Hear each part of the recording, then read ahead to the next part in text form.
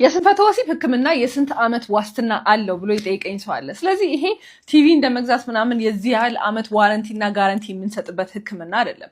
ምክንያቱም መንስኤው ይለያያል። አሁን ለምሳሌ አንድ ሰው ግፊት፣ ስኳር ኖሮበት ለስንፈተ ወሲብ ቢታከም ማለት ነው፣ ግፊትና ስኳሩን ካልተቆጣጠራችሁ፣ ጥሩ ቁጥጥር ላይ ካልዋለ ስንፈተ ወሲቡ ምልክቱን ማከም ነው።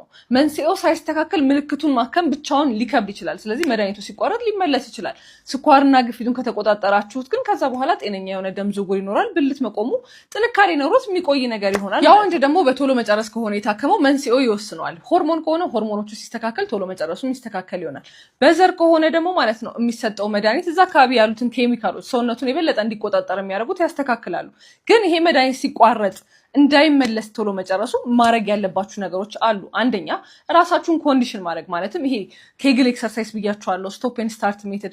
ከዛ ውጭ በአጠቃላይ ሰውነታችሁን ከአንዳንድ ከስሜት ተነሳሽነት ወደ ቶሎ መጨረስ ዘሎ ከመሄድ ጀስት መቆጣጠር፣ አተነፋፈሳችሁን ማስተካከል፣ እንደዚህ እያደረጋችሁ የእናንተም ኤፈርት ማተር ያደርጋል። ስለዚህ ማለት ነው አንድ ህክምና ሲሰጥ ዋስትና እስከዚህ ዓመት የሚባል ነገር የለውም። የእናንተም ኤፈርት እንትን ይላል፣ መንስኤውም ይወስነዋል። ስለዚህ ይሄን ያህል ዓመት ብሎ ቆርጦ መናገር አይቻልም።